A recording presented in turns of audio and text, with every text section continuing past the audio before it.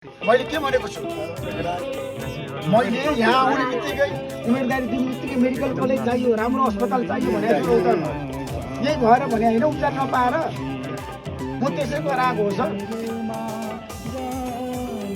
यहाँका युवाहरू हो त मैले सोच्नुपर्छ। म एउटा गाउँमा आएको छु, एकजना मान्छेको उपचार गर्न सकेर बिरामी नभए दर्शक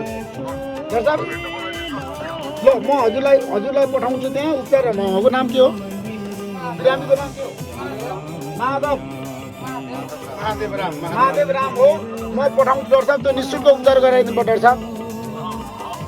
हस्, thank you so much doctor साहब, थ्याङ्क यू सो मच। हस् हस्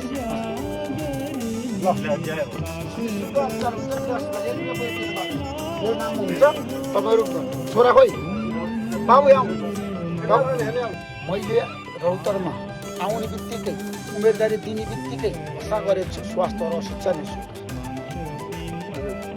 शिक्षामा गुणस्तरीय शिक्षा आजको आवश्यकता, स्वास्थ्यमा जनताको पहुँच, जनताले तुरुन्त उपचार पाउनु पर्यो, अस्पताल बनाउनु पर्यो, मेडिकल कलेज चाहियो, राम्रो गुणस्तरीय अस्पताल चाहियो भन्ने मेरो अभियान हो। त्यसैले म गरिब निमुखा जनताको पक्षमा छु। म त्यसै रौतरा आएको छैन।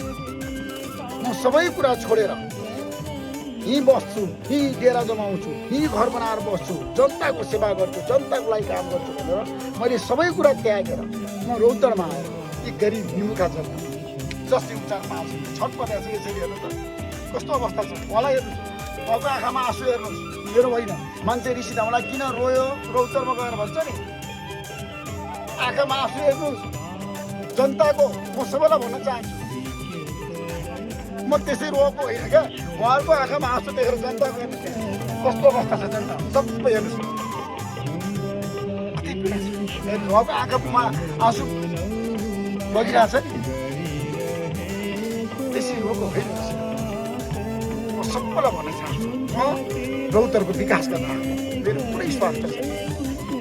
म यहाँको जनताको जनजीवनलाई बुझेको छु, यहाँको उख किसानको पीडालाई बुझेको छु। मैले उख किसानको पीडालाई बुझेको भएर मैले उख काटेको हो। त्यसै उख काटेको होइन, उख बोकेको होइन। मैले यहाँको जनताको पहिचान छ जुलेबी, जनताको जनताको लागि काम गर्ने मान्छे। म जनताको सेवा गर्न आएको। म यो जनताको आँखाको आँसु बुझ्छु। म जनताको आँखाको आँसु बुझ्न आएको हो।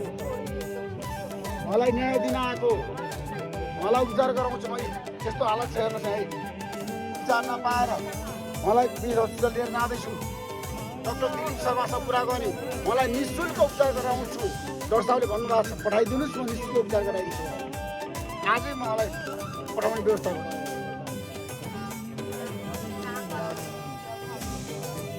चिन्ता नगर्नुहोस्, म साथमा छु।